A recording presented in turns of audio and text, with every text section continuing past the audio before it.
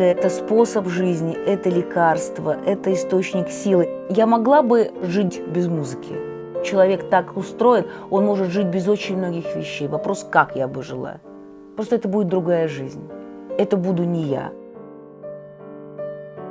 Музыкальная гостиная – это важная часть моей жизни. И как любое творческое сообщество, вернее сказать, содружество музыкантов – это живой организм, где происходили и происходят внутренние трансформации. И часто эти перемены являются отражением внешних событий. Времена меняются, и мы меняемся вместе с ними.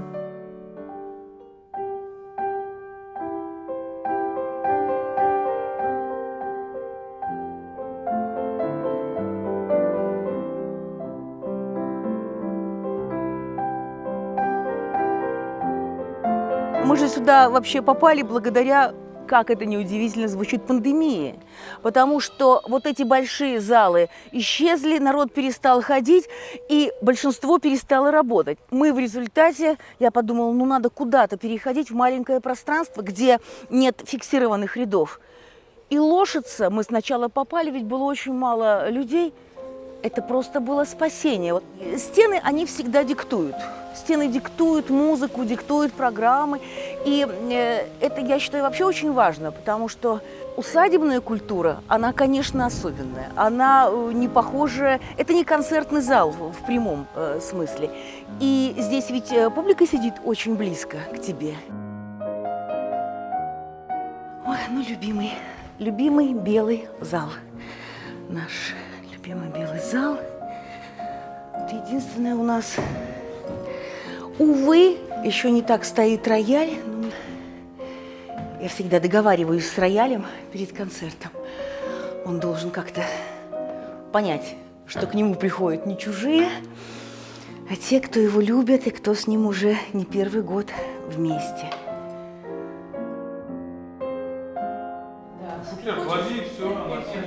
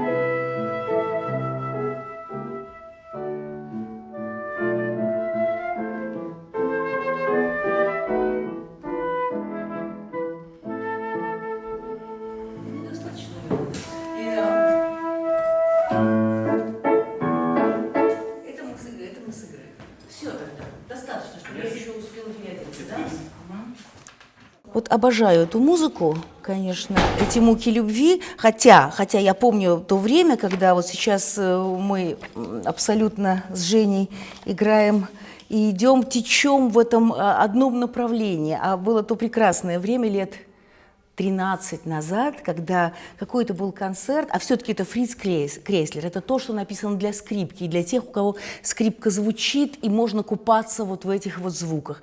И памятуя о том, как должно это быть на скрипке, флейты это тоже играют, я на каком-то концерте говорю: Женечка, давай сыграем, потому что дивная музыка, все-таки кто-то, может быть, не знает, что Женя, конечно, блистательный барочный флейтист. У него безупречный вкус. И вот за эти многие годы, пока мы с ним работаем, я, безусловно, у него многому научилась вот в этом направлении. И, кстати, вот это и есть большое счастье работы с отличными музыкантами. Мы как бы все время идем навстречу друг другу и друг у друга учимся. И здесь я была настолько уверена, что Женя просто великолепен везде и во всем. Я еще не знала до конца, что может, что не очень. У каждого артиста есть амплуа, есть то, в чем он безупречен, и есть то, над чем он должен работать. И вот я ставлю эти ноты, потому что все-таки памятуя, как это все. Это сбивчатые дыхания, эти чувства, эта неуверенность, это же муки любви, а муки любви включают в себя и радость, и страсть, и ревность, и неуверенность, там куча чувств. И вдруг я слышу, я пытаюсь аккомпанировать, а Женя играет так, как он играл бы Баха, так как он бы играл вот в 18-17 век. И я опять пытаюсь выйти из этих рамок, и Женя перестает играть, и, будучи человеком очень интеллигентным и сдержанным, говорит, нет, так играть нельзя, это дурной вкус. Я говорю, Женечка, это романтическая музыка, это, просто, это как любовь. И тогда и любовь дурной вкус вообще, что должно быть все умеренно и аккуратно. Давай попробуем еще, давай, начинаем играть. Опять вот этой свободы, этого дыхания, этого полета чувств нет. 3 раза попробовали, я говорю, не будем играть, потому что романтика – это другое совершенно, это другая музыка. А такое впечатление, что 200 лет не прошло. И проходит несколько лет, мы не играем «Муки любви», опять какой-то концерт, я говорю, Женечка, давай попробуем. Мы начинаем играть, и вдруг как будто другой человек, все течет, все вот это дыхание, все ретарданда, блистателен. Просто вот мы как будто вот этот любовный дуэт играем, я прекращаю играть и говорю, Женя, на что остроумный Женя, поправляечки, говорит замечательную цитату из фильма «В джазе только девушки».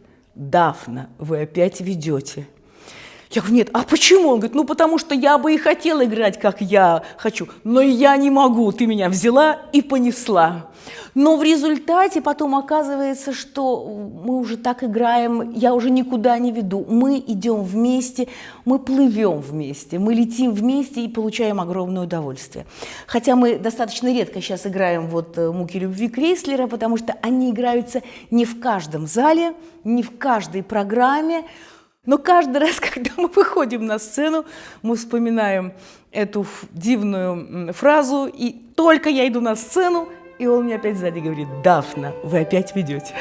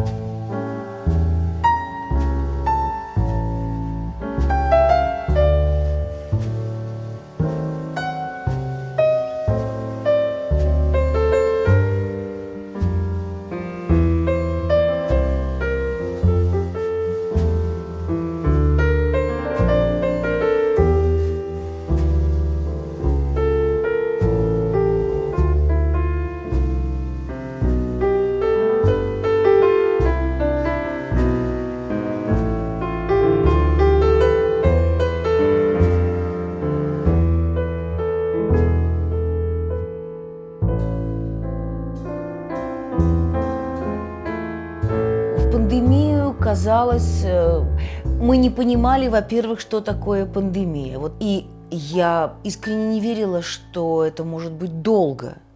А как-то дальше все-таки пошло все как снежный ком. И вот когда 1 апреля концерт традиционный, я вдруг понимаю, все, у нас уже прекратились все концерты. И я говорю своим ребятам, давайте мы выходим на сцену, мы будем это снимать, потому что люди как-то должны знать, что все-таки музыка продолжается. И вот это вот ощущение, когда я выхожу на сцену, и мы делаем вид, что... И вдруг оказывается, как трудно вот это состояние в себе культивировать. Не хватало глаз, не хватало реакции слушателей, не хватало дыхания зала. Я всегда говорю о том, что ведь успех концерта зависит от того, кто на сцене, и от того, кто в зале.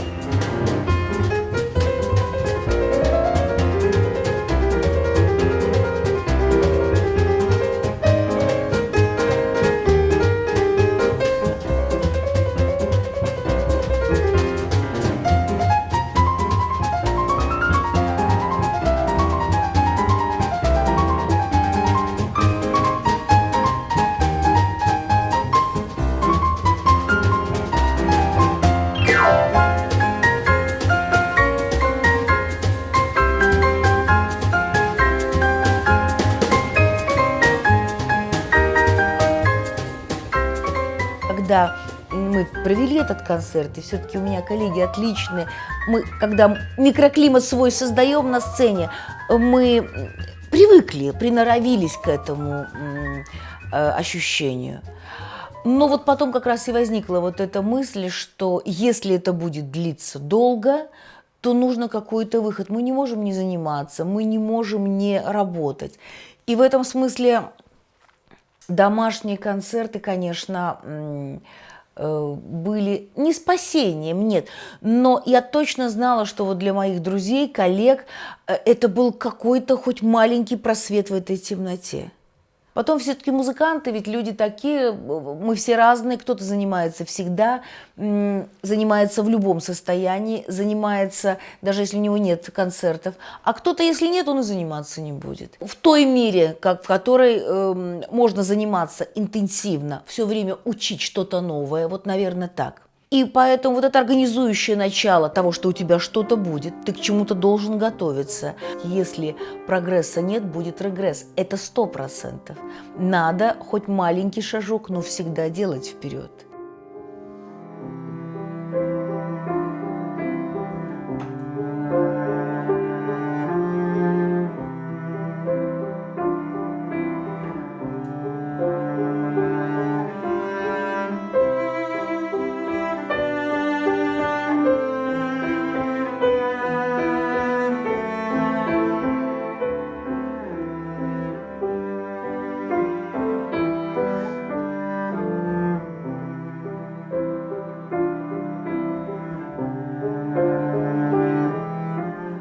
Те, кто готовит себя к идеальному миру, вот, который вот так должно быть, этого не будет никогда. У кого хватает сил все преодолеть. И вот это поэтому я очень часто, когда там с молодыми музыкантами мы разговариваем, я чего-то желаю, я всегда первое желаю – стойкости. Это в нашем деле вот качество очень важное. Дальше все остальное, конечно, трудолюбие, талант, удача, все есть. Но если нет стойкости, долгую жизнь вот в твоем этом деле ты не проживешь.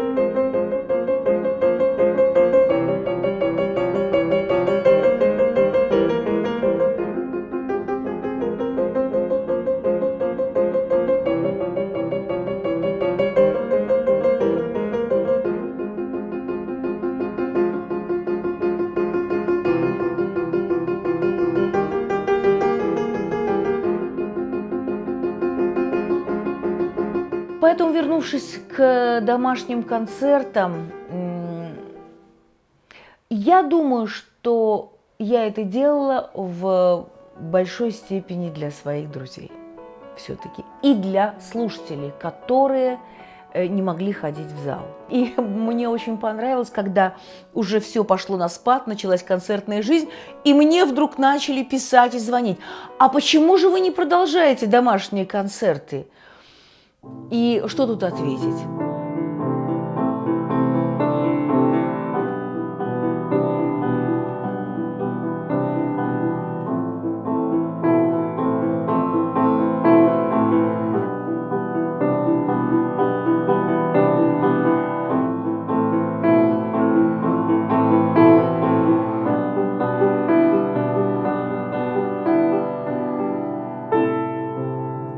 Музыкальная гостиная, серьезные исполнители музыки Наймана, Филиппа Гласса, Исаака Шварца, ноты Наймана. Вообще их очень много издано, но издаются много Наймана вот сейчас уже. Да? Я впервые фильм, например, «Пианино» посмотрела в Израиле в 1995 году. В кибуце Ревивим мы смотрели с английскими субтитрами. Я услышала впервые эту музыку. Потрясение было фантастическое. Нот же нигде не было. Потом он начал издавать фортепианные только ноты. Но мы много играем камерных же ансамблей. Наймана и квинтет, Наймана и трио.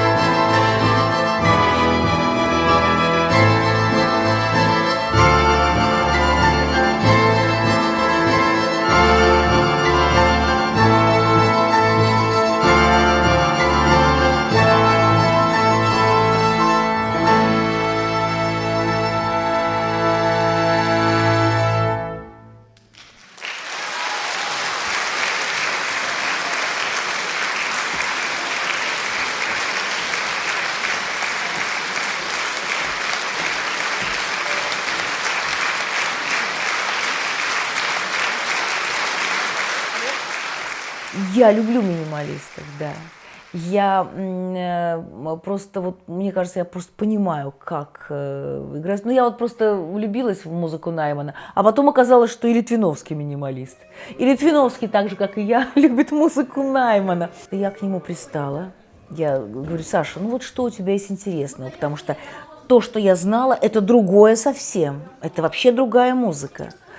Он говорит: вот у меня спектакль прошел. Я говорю: Саша, для нашего состава, он же для нашего состава сделал. Вот эту сюиту из спектакля «Вишневый сад» для рояля, кларнет, флейта и ансамбль струнников.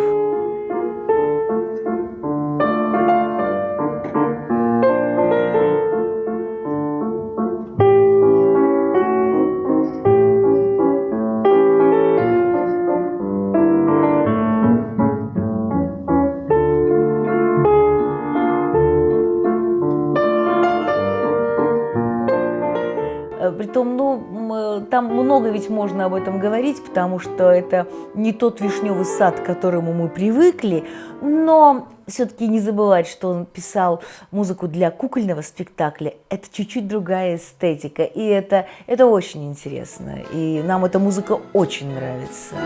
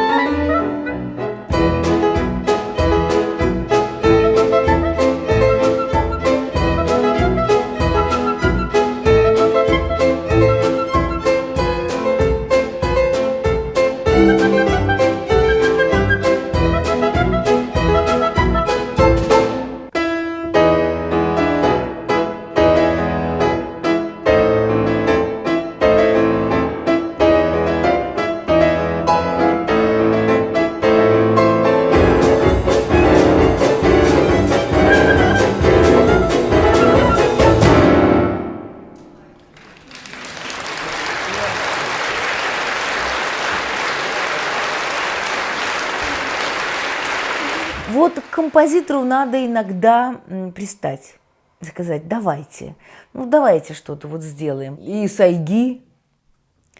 Айги – это самое смешное. Я уже с Алексеем так долго переписывалась. Я говорю: Алексей, ну это просто до романа так переписка дойдет. А дело просто в простом, что он сам прекрасный пианист, и ему заниматься, я ноты просила, и заниматься вот этим всем, записями ему не хочется. Он сам всегда это все играет. У него нет потребности, чтобы какой-то пианист это играл. Он сам исполняет это блестяще. Но все-таки я его добила, и «Страна глухих» все-таки нами исполняется.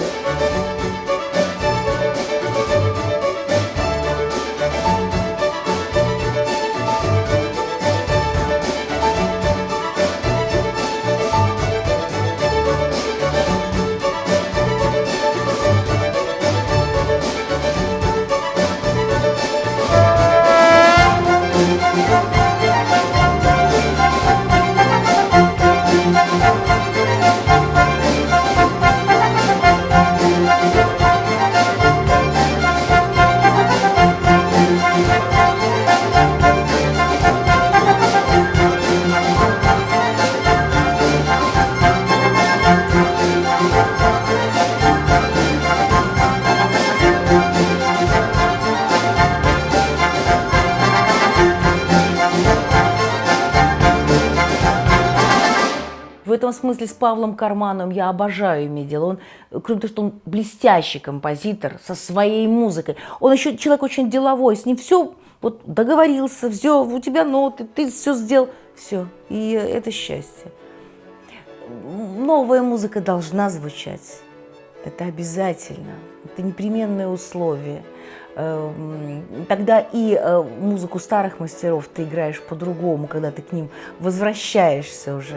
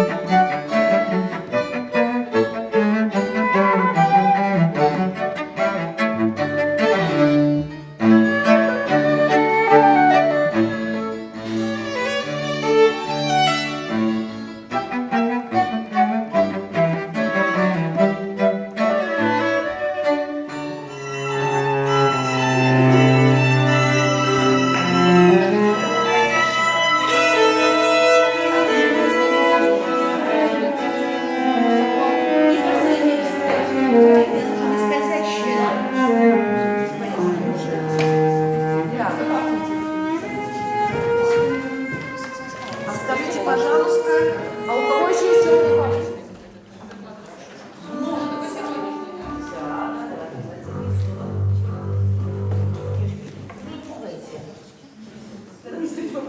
Нет, вот это еще будет по бокам.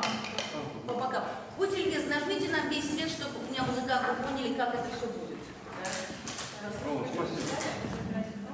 Да, да, я просто...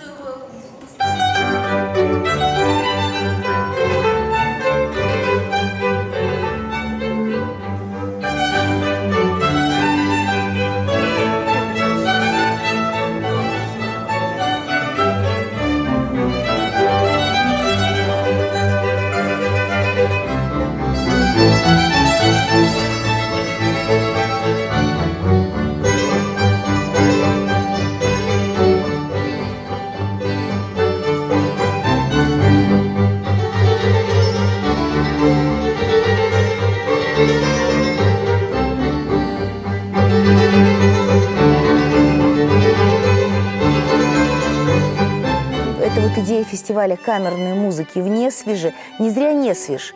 Ведь можно сделать фестиваль камерной музыки просто. И тогда ты будешь абсолютно свободен. А стены, атмосфера вся эта, она диктует все-таки определенное направление. Я все время говорю о том, что не каждая музыка имеет право там звучать, даже хорошая. Вообще эти залы заслуживают, чтобы под них делались специальные программы. Это очень важно.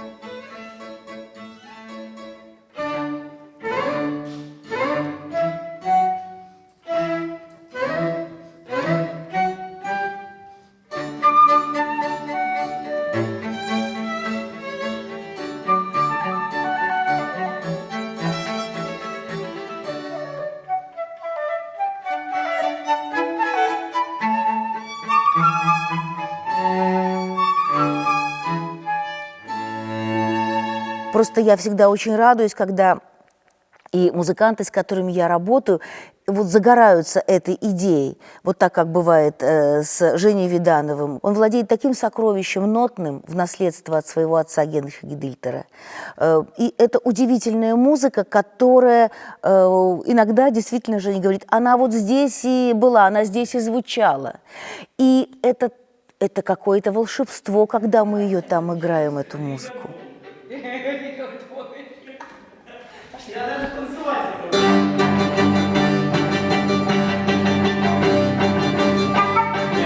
Подождите. Это я виновата. Это я не могу, после вчерашних концертов не могу попасть в сложный ритм. Шопен мешает. Шопен мешает. Кстати, музыку играть. Ну вот душе другое, сейчас я приспособлюсь.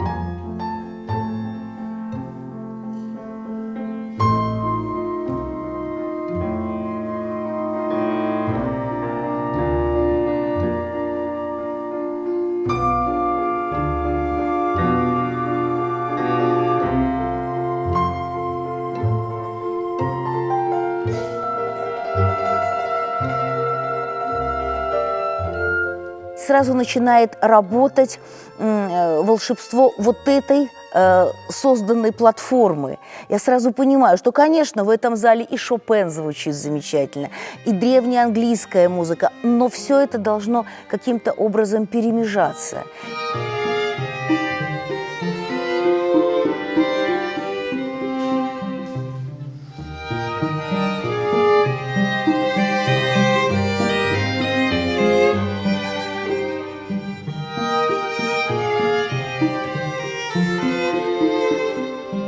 А с другой стороны, когда Галина Константиновна Горелова пишет сюиту «Успомин об Несвеже», это какое-то чудо.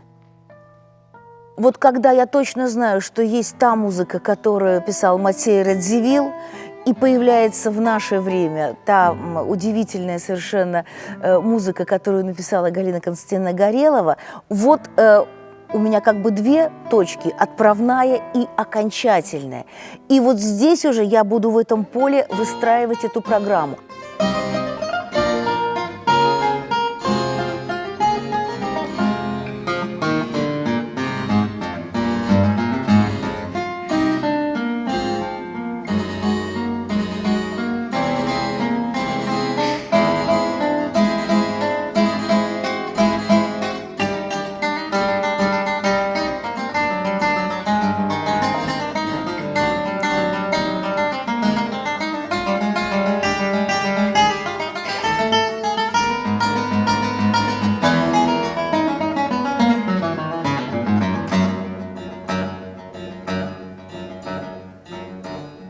И здесь наравне с самой разнообразной музыкой, конечно, все равно мне всегда хочется, чтобы звучал и Михаил Кляфас-Агинский, и Наполеон Орда, и Михаил Ельский.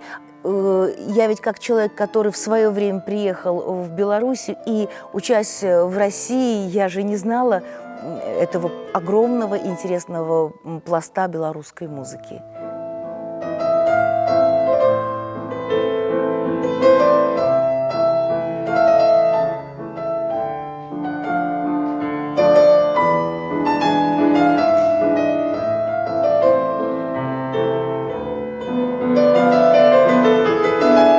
Это музыка настоящего высокого уровня.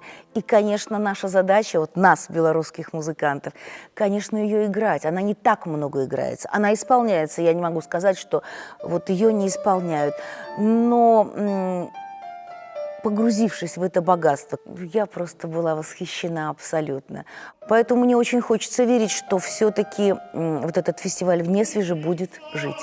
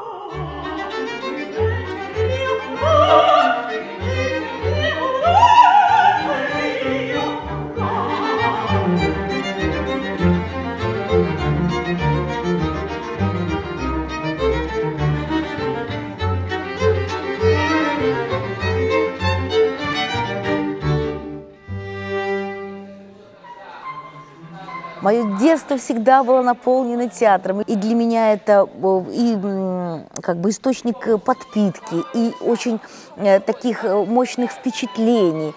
Ну и поэтому я думаю, что именно от того, что много было всегда прочитано, просмотрено, вот какие-то театральные элементы все равно в музыкальную гостиную просачиваются. Если бы я так не любила и не знала театр, у меня бы не было ни вот этих всех, ни моноопер, ни музыкальных сказок. «Король олень» – сказка, сочиненная 200 лет назад Карла Готце и 200 лет спустя записанная для кино по памяти Вадимом Коростылевым. Если вы видели вот этот фильм «Король олень» с замечательной музыкой Таривердиева, я никогда не могла понять, почему он такой скомканный в конце. Там конца нет.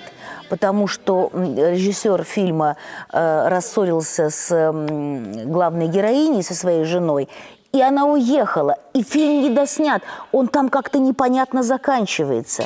И мне приходилось все это переписывать, чтобы хоть как-то это все склеить, и чтобы эта музыка, этот спектакль, эта музыкальная сказка длилась одно отделение. И апофеоз был, когда заболел дирижер, заболела певица на репетициях, и я стою в совершенно таком состоянии как сказать, меня ничего не может выбить из седла. Когда я стою и говорю, все, ну давайте, я ее хорошо знаю, я примерно спою, я продирижирую, все это сделаю, и стою и думаю, Господи, Боже мой, что еще может случиться? Ну дирижера нет, певицы нет, но есть оркестр. И потом мой друг Женя Виданов мне говорит, я понял, ты великая. И я говорю, Женя, ну из твоих уст, конечно, это приятно слышать. Он говорит, Таня, ты понимаешь, я бы после первого, вот когда мне сказали, это нельзя, я сказала, ну нельзя и нельзя, я бы отошел и не стал этим заниматься. Ты идешь во второй заход, и, значит, вот этот уже, это все проходит, правильно. Дальше один заболевает, второй заболевает. Дальше смена одного музыканта, третьего. Дальше певицы начинают меняться. То есть все за 2 недели интенсивных репетиций меняется человек 10. То есть все время что-то нужно менять. И после этого Женя сказал, теперь я понял, почему вот все-таки всегда бывает результат. Потому что вот ты как встала, и вот ты идешь все равно вперед. И я понимаю, что действительно это, наверное, очень правильная черта характера. Но я иногда сама задаю вопрос, почему я так делаю? Мне, наверное, так хочется вот этой любовью к тому или иному произведению поделиться со слушателем. А потом я очень хорошо понимаю, и вот это тоже, это не гордыня, это просто понимание, что если я этого не сделаю, если мы все это не сделаем, этого не будет, это вообще не прозвучит. Там вот классическая музыка, классические фортепианные концерты, замечательный Шопен. Я его не сыграю, кто-то посожалеет, но Шопен все равно будет звучать. Просто есть масса тех программ и произведений, которые, если бы мы не исполняли, их бы Беларусь не услышала.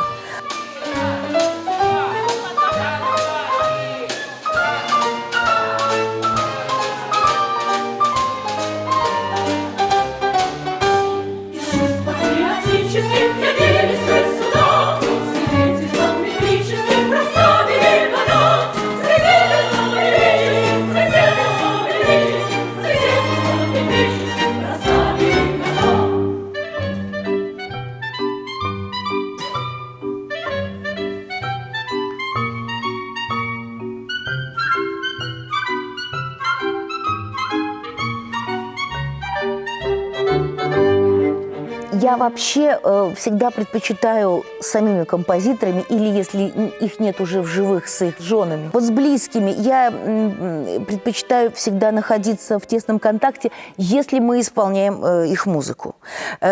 Есть ли у меня ноты эти, нет ли этих нот. Мне всегда очень важно разговаривать, слышать.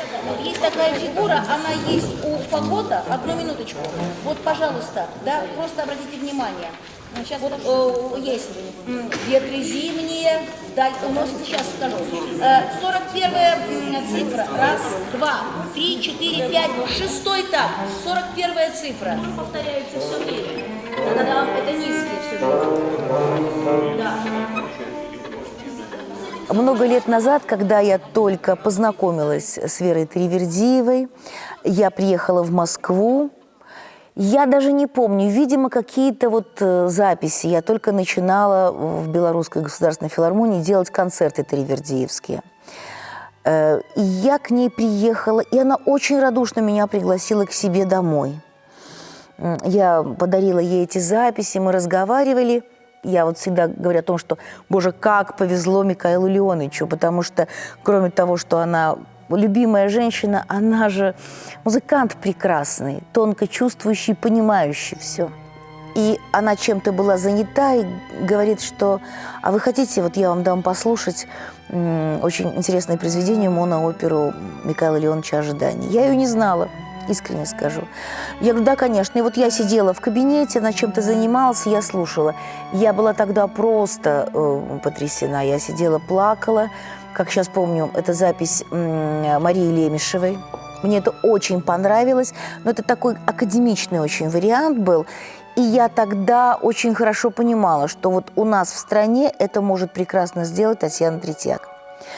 Именно потому, что я все-таки знала уже Таню, я знала ее вот этот талант петь современную музыку. Сказать честно, она все-таки еще и пианистка, но, кроме прочего, у нее фантастический музыкантский комплекс дарования, потому что не каждая певица справится с этой монооперой. Там непростой язык. У Тани еще драматическое дарование, потому что я слышала эту оперу в концертном исполнении, когда певица перед собой держала ноты. Она вроде пела хорошо, у оперы не получилось. А все-таки Таня это делает актерски.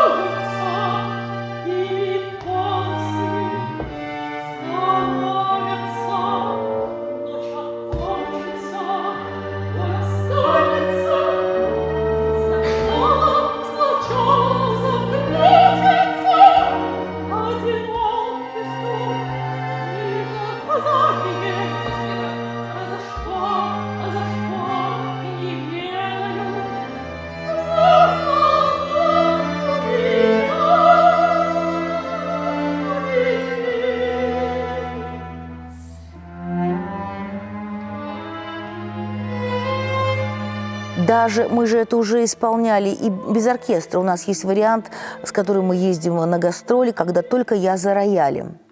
Да, это по-другому. Вот я знаю, что есть много людей, которым больше нравится, когда рояль с певицей. Тогда это, да, такое взаимодействие, тогда это немножко другой жанр. И в любом случае это все-таки спектакль. Это все-таки, я не могу сказать, что это концертное исполнение. Это нечто другое. Это все-таки такое, это моноопера, это моноспектакль.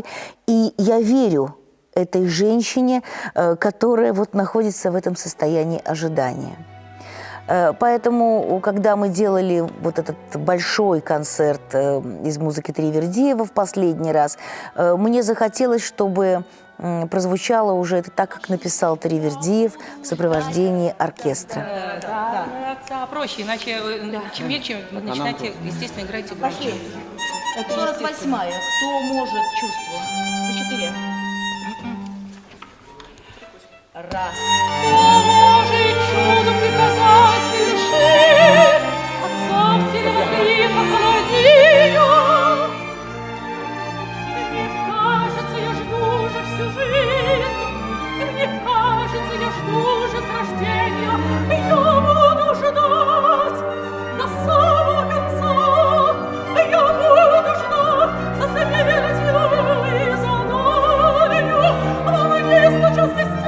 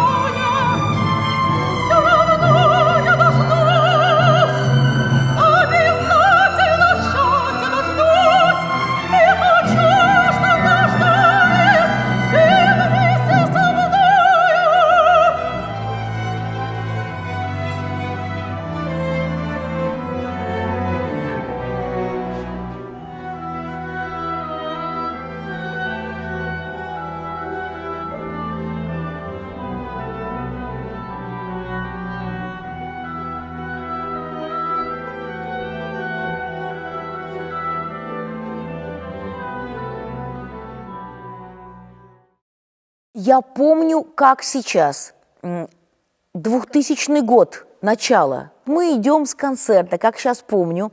Идет со мной замечательный мой друг, флейтист Яков Геллер, который потом уехал, он в Германии сейчас живет уже больше 10 лет.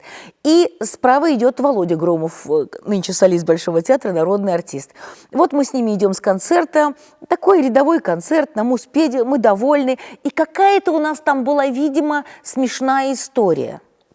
И вот мы идем к метро, и я говорю, слушайте, ну как-то давайте, надо нам сделать какой-то веселый концерт. А это где-то, февраль, наверное, вот 2000 года. Что-то надо придумать. А, конечно, Яша Геллер, он человек такой восхищенный, восторженный и заводной. И он сразу подхватывает, ой, вот столько всего можно сделать. Вот на этом гребне мы делали каждый год концерты «Музыканты шутят» в малом зале. И бывало, когда нам приходилось делать по 2 концерта, потому что все желающие не вмещались.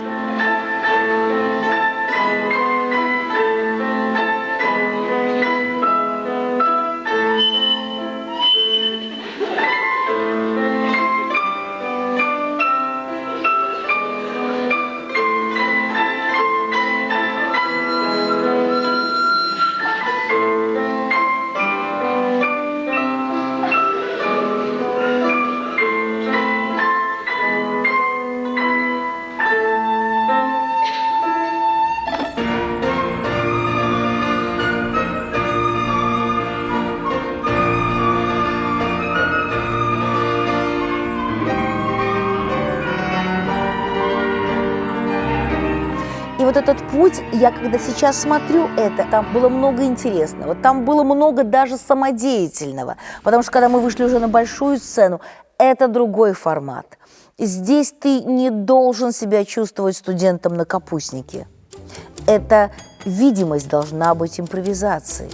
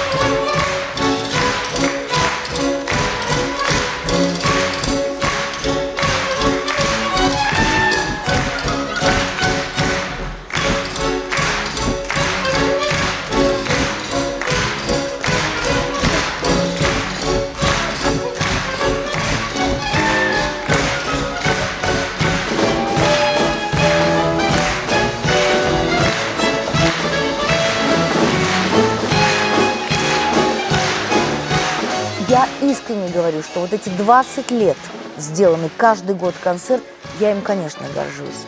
В 21 году мы сделали последний концерт. И это был прекрасный концерт. Потому что я уже знала, на что способны мои музыканты, на что способны солисты Большого театра. Они все-таки прекрасные артисты. Со мной всегда камерный хор. То есть кого только нет. Вот это повод говорить о дружбе, о любви, потому что все эти программы возможны только при условии, что все вот одним большим коллективом существуют на сцене и находятся в тесном взаимодействии.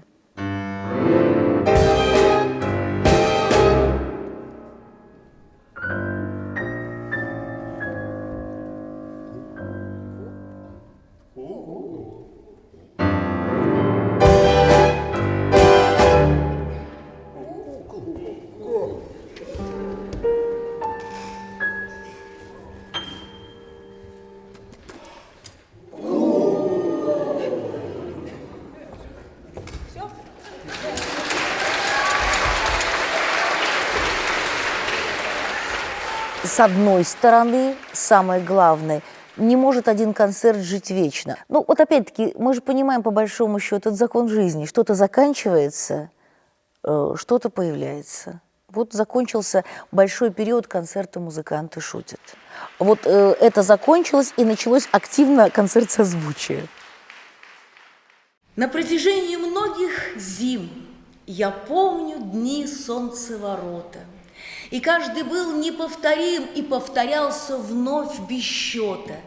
И целая их череда составилась мало-помалу тех дней единственных, когда нам кажется, что время стало. Я помню их наперечет. Зима подходит к середине, дороги мокнут, с крыш течет, и солнце греется на льдине. И любящие, как во сне, друг к другу тянутся поспешней, и на деревьях в вышине потеют от тепла скворечни. И полусонным стрелкам лень ворочаться на циферблате, и дольше века длится день, и не кончается объятие.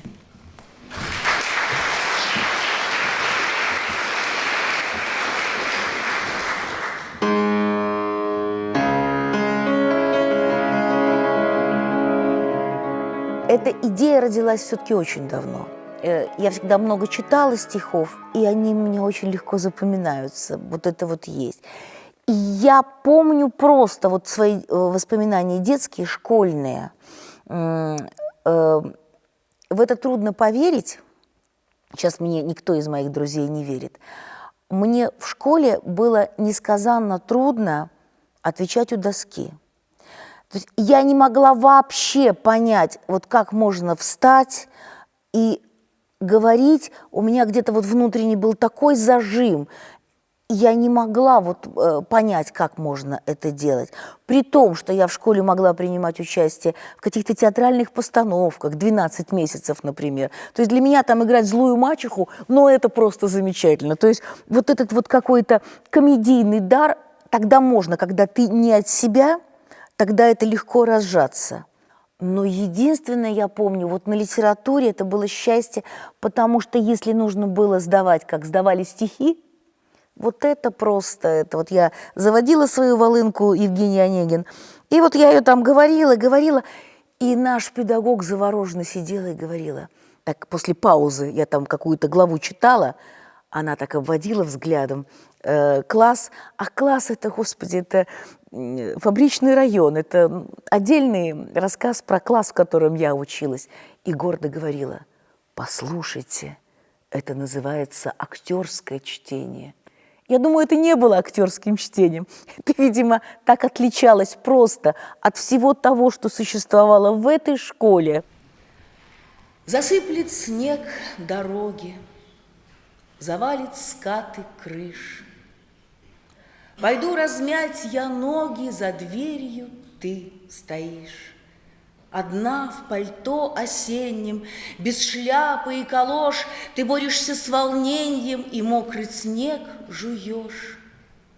Деревья и ограды уходят вдаль, во мглу. Одна средь снегопада стоишь ты на углу. Снег на ресницах влажен, в твоих глазах тоска, и весь твой облик слажен из одного куска. Как будто бы железом, обмокнутым в сурьму, тебя вели нарезом по сердцу моему, и в нем навек засело смиренье этих черт, и оттого нет дела, что свет жестокосерд. И оттого двоится вся эта ночь в снегу, и провести границы между нас я не могу. Но кто мы и откуда, когда от всех тех лет остались пересуды, а нас на свете нет?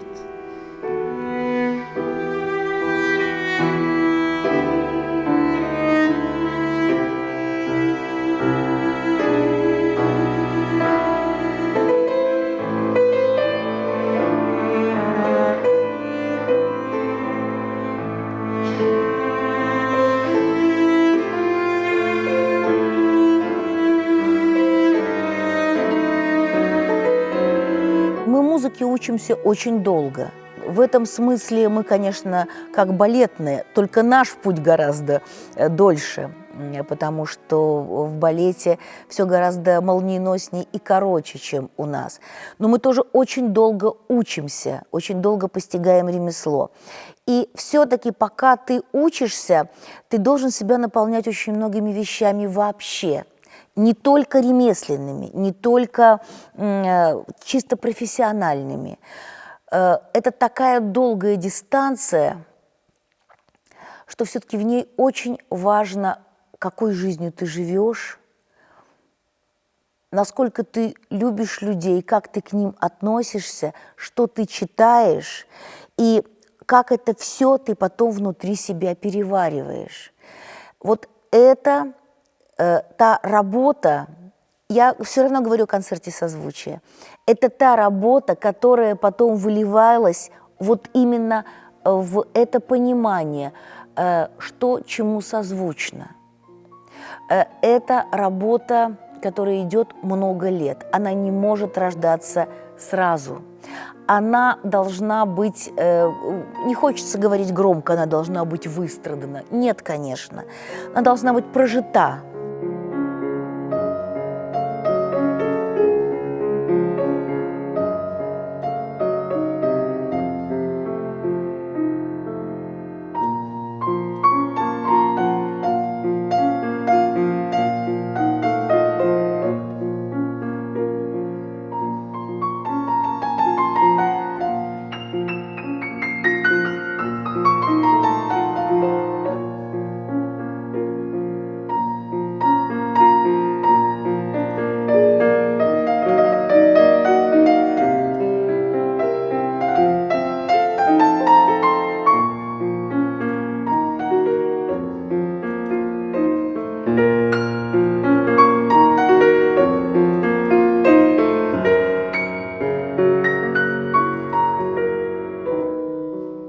Если вот все очень честно чувствуешь, это доходит. Хотя я понимаю, может, и не всегда. Это ведь я не могу понять, кто сейчас пришел в зал. Когда мне часто говорят, ну, у вас своя публика, я каждый раз удивляюсь, потому что, конечно, есть какая-то часть своей, но было бы все очень просто, если бы вот один вот состав публики все время ходил на мои концерты. Такого не бывает. Всегда бывает, что приходит кто-то другой, кто-то новый, кто-то вообще случайно пришел. Но, тем не менее, я точно знаю, что есть те программы, у меня бывает такая формула, когда я говорю о какой-то программе, анонс делаю, я говорю, что это именно та программа, на которую, если ты вдруг никогда не был в филармонии, стоит пойти. Потому что вы придете еще раз. И я прекрасно понимаю, что бывают программы, наоборот, такие, если человек пришел первый раз, он выйдет и подумает, ну нет, это не мое. Потому что музыка – это тоже иностранный язык. И если ты никогда этим не занимался, ну, ты не поймешь. Может такое быть, конечно. Это ведь надо, чтобы все совпало.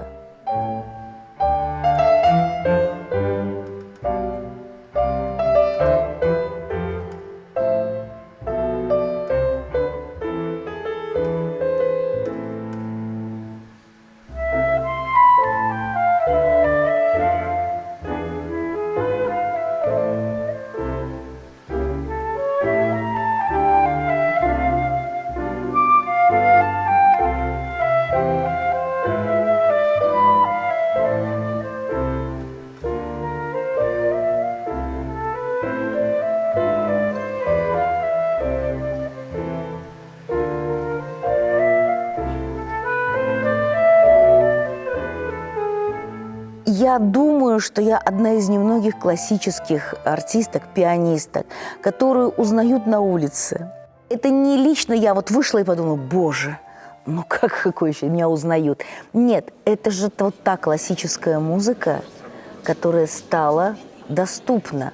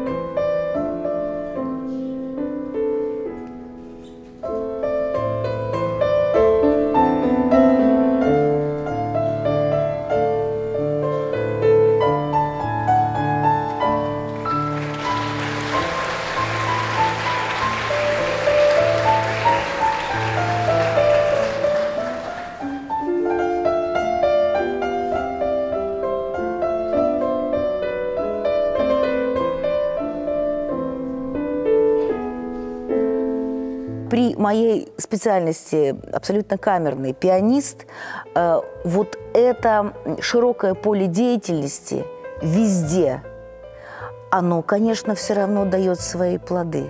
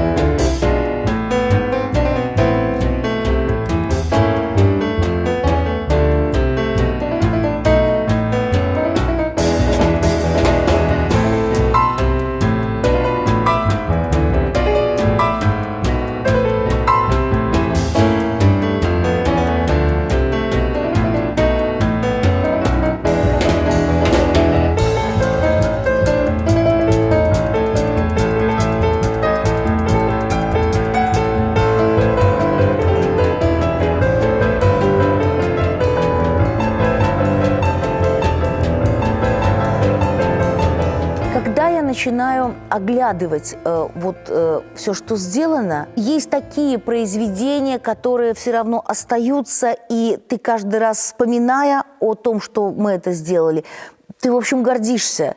Такое было совершеннейшее событие. Это концерт из музыки Шостаковича в Большом зале. Потому что здесь звучал и замечательный цикл из еврейской народной поэзии, прекрасный, и антиформалистический раёк, и 5 статей из журнала «Крокодил». Это, я считаю, это событие настоящее. Я просто сама иногда себя ловлю на том, что это очень трудно. Смена жанров. Потом просто есть физические, когда у меня в неделю будет 3 концерта, и это разные программы. И это одна программа созвучия, другая программа с певцами, 3-я программа, например, сольного концерта. Но, с другой стороны, пока есть эти силы, надо делать. А потом все-таки, это тоже очень важно. Вопрос, с кем ты работаешь. Когда ты находишься в этом в своем кругу, и каждый раз думаешь: Господи, какое счастье, что ты работаешь с этими людьми. Во-первых, с этими людьми, во-вторых, с этими музыкантами.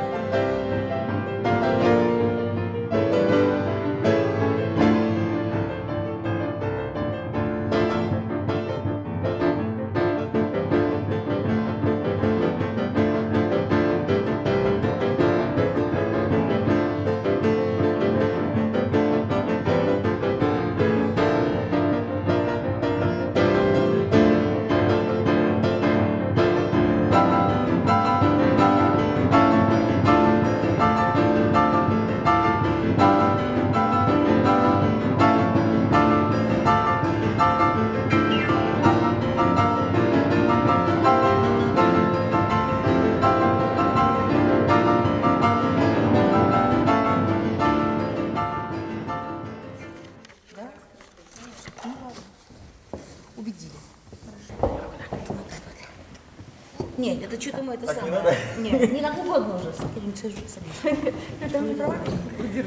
Как-нибудь уже надо. Нет, ты вообще куда? Ты за рояль куда? Ты ушел за рояль вообще. Ты не так. Мы, в принципе, знаете, тебе-то нормально? Мне-то нормально, мы с Сашей сели вообще. Мы на одном стульчике сидим нормально, да? Согласна.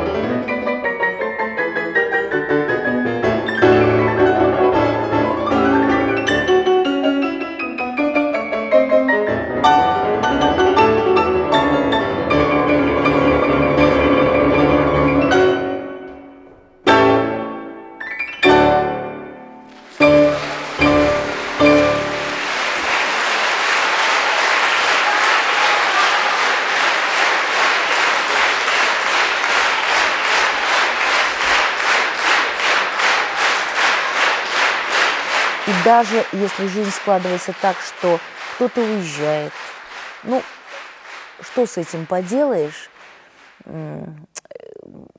Сейчас из этой фразы я не смогу выйти правильно, потому что скамейка запасных, как говорят в спорте, она говорит, длинная. Вот у меня ее уже нет, этой длинной скамейки запасных. Вот раньше она была. Само по себе образование музыкальная гостиная не может быть вечно. Это совершенно точно. Это не государственный симфонический оркестр, это не камерный оркестр, это не капелла, где он может существовать долго, меняться дирижеры, обновляться составы. Это правильно, так и должно быть. Музыкальная гостиная – это нечто другое. У нее не будет 50-летнего юбилея, это совершенно точно. Потому что все равно, как бы это ни звучало нескромно, она держится на одном человеке. И если этого человека нет, это когда вот кто-то заболевает, и быстро, так замена, сейчас замена пошла, здесь мы поменяли программу. Только при условии, вот если я ни разу не болела, я однажды за эти много лет, вот когда случились проблемы с рукой, я перенесла концерт. Это был мой сольный концерт. Это было не страшно, все зависело только от меня, я никого не подводила. У меня ведь есть еще ответственность перед теми музыкантами, которые знают, что они выходят на сцену, мы вместе играем, пока мы существуем вот в таком содружестве. Но жизнь показывает, что и содружество начинает меняться, и оно начинает исчезать, ничего с этим не сделаешь. Это закон жизни. И я не знаю, как это может дальше развиваться.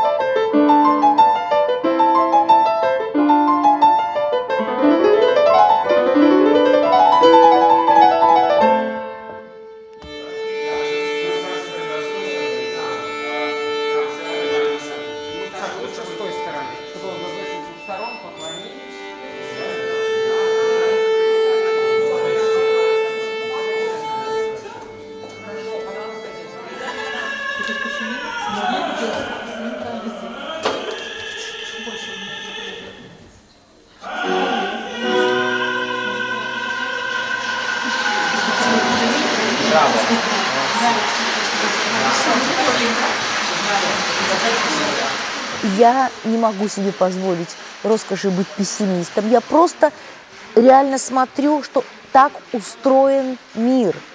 Мы можем его сделать более добрым и более радостным, но изменить течение времени мы не можем.